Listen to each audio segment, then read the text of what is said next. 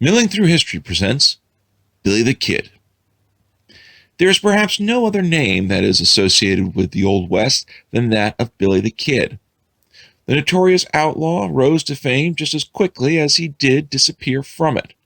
And yet, what do we truly know about this outlaw? He was born Henry McCarty in the year of 1859. The exact month and day is unknown to history. However, by the age of 14, he had moved to New Mexico, and after turning 15, would spend the next 2 years of his life stealing horses, and had adopted a new name, that of William H. Bonney. After adopting his very first alias, William H. Bonney would go and work for one John Henry Tunstall. Tunstall was a cattle rancher who found himself in a feud with another group known as the Murphy-Dolan Gang. Now, Tunstall would find himself murdered by members of the gang, and for William H. Bonney, he would join a group known as the Lincoln County Regulators. The Regulators were a bit of an independent militia posse designated by the law to go after criminals, and as such, their task was to go after the men who had killed John Tunstall.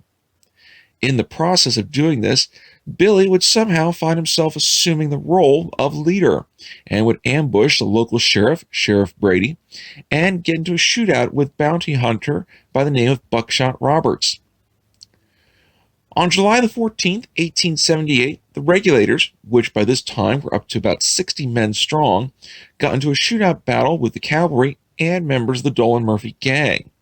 And after 5 days of consistent battling, the gang would make a breakout of the home they were holed up in, known as the McSweeney House, and they would make a daring escape. This particular moment in their lives was dramatized in the film Young Guns. Following the Battle of Lincoln, Billy the Kid was considered to be an outlaw in the eyes of the law. As such, what ends up happening is Billy's own profile as that of an outlaw hero or notorious villain begins to explode. In an attempt to gain a pardon, Billy would offer up testimony to a murder that he had witnessed, and after a very well choreographed public capturing, Billy was held captive for a number of months before realizing that any chance of his pardon was never going to occur, and therefore he would escape. After the escape, Billy formed a new gang and was soon being hunted down by Pat Garrett. Eventually, though, the gang would be captured by Garrett, and Billy was put on trial for the murder of Sheriff Brady during the Lincoln County War.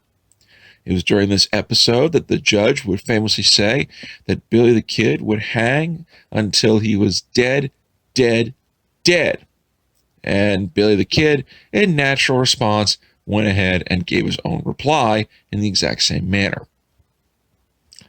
Following the trial and sentencing, Billy would have a daring escape from the Lincoln County Jail and would go on the run. Word of Billy's escape did reach Pat Garrett's ears, and he had also learned that Billy was heading over to Old Fort Sumner. Garrett would travel to that location and, while sitting in the house of Pete Maxwell, would wait for Billy to arrive. When Billy did show up, the two would find each other face to face, and Garrett would shoot Billy the Kid.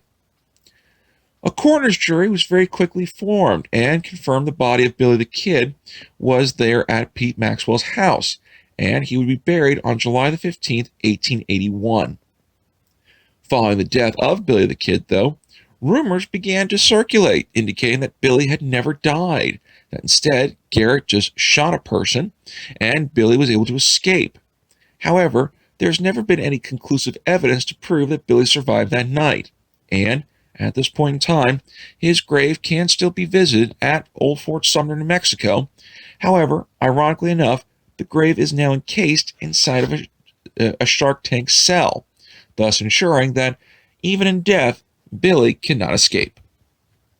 Now be sure to click like, share, and subscribe for future episodes of Milling Through History, and be sure to leave comments below for future episodes ideas. And don't forget to take a look at our suggested reading page.